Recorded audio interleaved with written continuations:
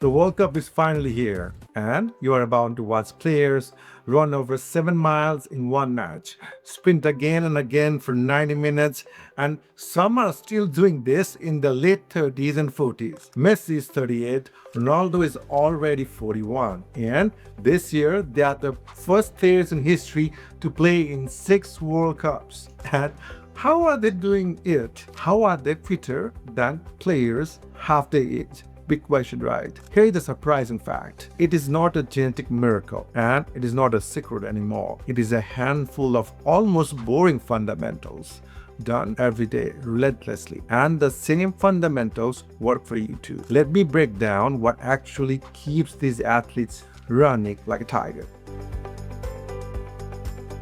They start with the right fuel. A soccer player's body runs mostly on carbohydrates. During a match, carbs provide nearly 60 to 70% of the total energy. Carbohydrates get stored in your muscles as glycogen, and carbohydrate is what holds up fatigue. When it runs low, the legs go heavy and the sharpness disappears. That is why players load up easy to digest carbs like pasta, rice, and fruit before match, and they refuel again at halftime. Now, you do not need a midfielder's portions though, but the principle holds. Quality carbs are fuel. Build them around the times you are active and your energy stays steady all day. That's the catch, folks. Next is repair. Every sprint and tackle cause tiny tears in the muscles, and protein is what builds it strong. You need proteins for that. This is where Ronaldo is famous for. He reportedly eats around 6 small meals every day, built on lean proteins like fish, eggs, and chicken, and spread evenly from morning to night. And that spacing is not some random stuff.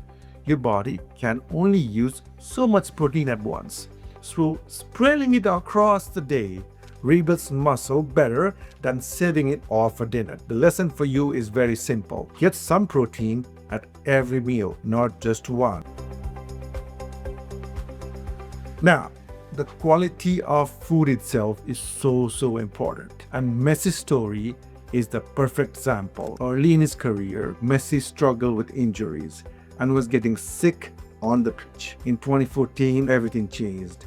He started working with a nutritionist and completely overhauled his diet. Out went sugar, fizzy drinks, and refined flour. In came regular water, olive oil, whole grains, fruits, veggies, nuts, and seeds. He completely changed his diet pattern. His body responded almost immediately, and the takeaway is not some fancy meal. It is the unglamorous swap he did that most of us avoid. Cut the processed sugar and lean on whole food. Whole food is the key.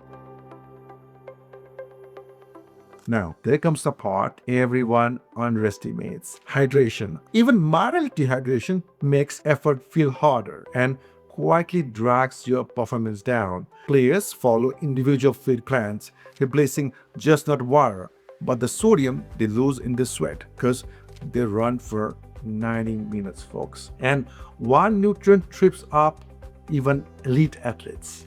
Iron. That's one nutrient. I really want to talk about it today. It carries oxygen to your muscles, and a shortage leaves you tired and breathless. It is especially common in female players who remain constantly exhausted for no clear reason. Iron is worth checking because it's just a simple blood test. You get your iron levels checked out and see why you have low iron, and try to supplement your iron stores or figure out why you're losing them. You get an iron numbers back, your productivity increases. So food and training are only half the story though, folks. The other half is called recovery, and nobody shows this better than Ronaldo himself. He has called sleep his single most important tool, aiming for the same hours every night and topping them up with small short naps during the day. He leans on ice baths and cold therapy to bounce back. We have seen that. A fitness assessment reportedly put his biological age at 28. 28, folks. 13 years younger than his birth certificate. Sleep is when your body actually repairs and your brain clears out waste. You cannot train bad sleep, and neither can he. Now, here's the twist that makes all of this doable. These men are not robots. Messi has admitted his biggest weakness is sweets. Ronaldo allows himself the occasional burger. Sometimes you could have cheat days, folks. That's the real secret. That's how life is. Nothing is perfect, but consistency is the key. The experts who advise elite teams call it the food-first approach. Real food, most of the time, beats any supplement or rule.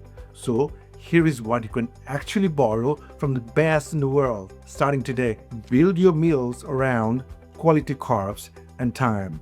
Then near the activity, like if you're ready for a soccer game, you're ready for a basketball game, get some good quality carbs. Get some protein at every meal, not just dinner. Try to see if it works out and swap processed sugar for whole food. Drink enough water with a little salt if you sweat hard. Protect your sleep as it is a part of a training. And stop chasing perfection, just be consistent. These are very simple tips. If this gives you a new way to think about your own health, share it with other soccer fans and share it with families. And let's celebrate the World Cup 2026. Don't forget to subscribe to Healthy Info for more clear, science-backed health content. We got you.